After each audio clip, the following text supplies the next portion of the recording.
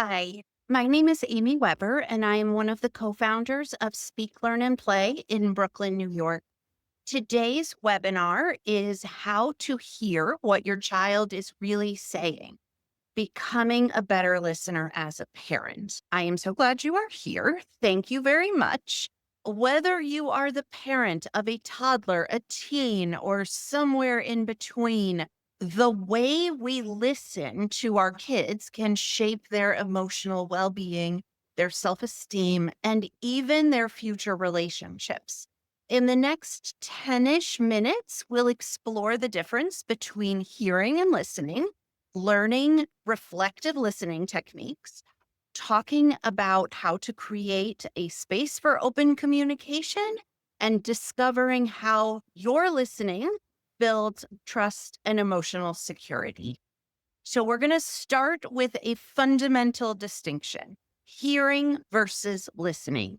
We hear things all day long. Dogs are barking. We hear traffic. We hear sirens. People are talking on the phone nearby. Hearing is passive. It's something that our ears just do without us having to try or put effort in.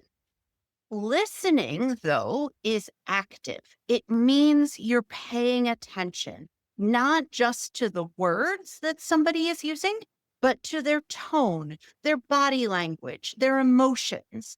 When your child says, I hate school, hearing just notices the words, but listening asks, why is my child feeling this way? What's going on underneath this statement? True listening requires us to pause our assumptions, tune out distractions, and really be present. And I say that, like it's no big deal, but it's incredibly difficult. We are so distracted. Our minds are going a million miles an hour about things we need to do, things we forgot to do, that, we've got this work thing, we've got this other commitment.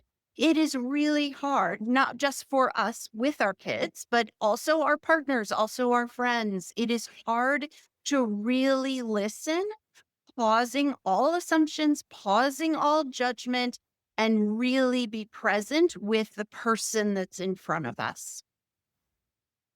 So let's get practical. One of the most powerful tools you can use is called reflective listening. It's a way of showing your child that you're not just hearing their words, that you're really trying to understand their feelings. Here's how it works. Step one is give them your full attention. That's going to mean putting your phone down, turning off the TV, making eye contact with them. You're going to paraphrase what you hear them say. So you're saying you felt left out at lunch today. You're going to name the feeling. It sounds like that made you feel really disappointed and alone, and validate it.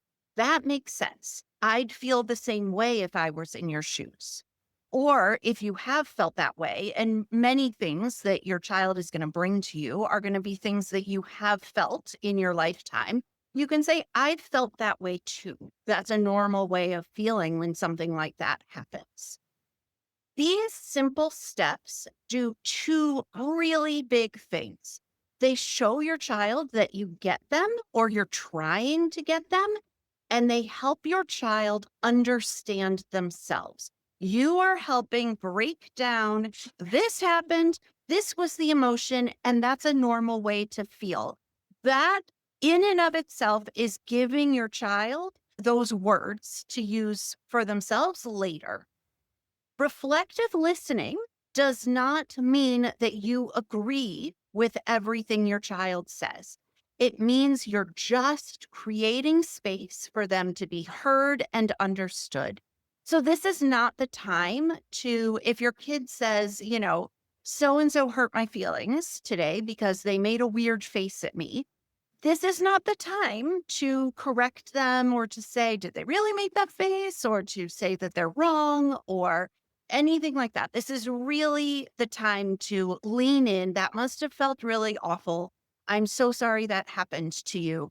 And really offering that sort of support to them. Creating a space for open communication. So let's talk about what that space looks like. Open communication does not just happen, and it doesn't happen automatically. It's something that we as adults have to nurture in our kids. And there are three key ways that we can do that. Be approachable. If your child comes to you, try not to react with immediate judgment or solutions. Stay calm and curious. And this is another really hard one. It's hard to not jump into problem solving mode when our kids come to us with problems. We have the gift of life experience, and we are really good problem solvers as adults. This isn't always the place for solving the problem, especially not in the first step. We really want to just try to stay calm and curious and ask more questions. We want to look for the quiet moments. Some of the best conversations happen in the car when you're not forced to kind of sit face to face with each other during bedtime. A lot of parents will tell me that their kid kind of does a dump of the day during bedtime when things are settling down, or while doing chores, while you are cooking together or while you're doing homework together. Those are also quiet moments. And we want to try our best to be available during those small windows because they really are small windows. And we want to respect their pace. Sometimes kids need time to talk, and we want to let them know that the door is always open and that they're welcome to walk through it when they're ready. This is hard. For a lot of our kids, they need to think about how to formulate what the question they have is, or what the problem they experienced is, or how they're feeling about it. And that takes some time. So don't give up just because they haven't opened up just in that first attempt to address what's going on for them. If your child feels like they can talk to you without being criticized, corrected, or dismissed, they're going to keep coming back to you, and then they're going to trust you with the real stuff. And that's what we really want. We want them to trust us with the small stuff so that when the big stuff starts happening, they feel like you are a person that they can come to with that. So, how does parental listening build trust and emotional security? This is the heart of it all. When you truly listen, you build trust and emotional security. Your child begins to internalize a very powerful message, and that message is I matter. My thoughts and feelings are important. I am safe to express myself. And the long-term effects of that are the kids build a strong self-esteem. They have healthier emotional regulation. You experience a deeper parent-child bond, and they have better decision-making skills. When kids trust that you will listen, not just with your ears, but also with your heart, they're more likely to share the hard things. They're more likely to ask for help, and they are more likely to feel less alone.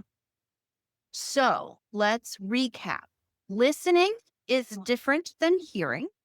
Reflective listening helps kids feel understood and seen. You can build space for open communication in everyday moments without doing anything differently than you're doing right now. And listening builds trust, emotional security, and lifelong connection. Being a better listener doesn't mean being a perfect parent. Nobody is perfect at this. I am a therapist and I am not perfect at this. It means showing up with attention, empathy, and an open heart, even when it's hard. And when you get it wrong, then you apologize and you just say, whoa, I missed it that time. I'm really sorry about that. Thank you so much for joining me today. I hope that you are walking away with something simple that you can try. Remember, it's not just a skill to practice, it's also a gift to listen. When you offer the gift of listening to your child, you teach them that they are worthy of being heard. Thank you so much, and I will see you soon.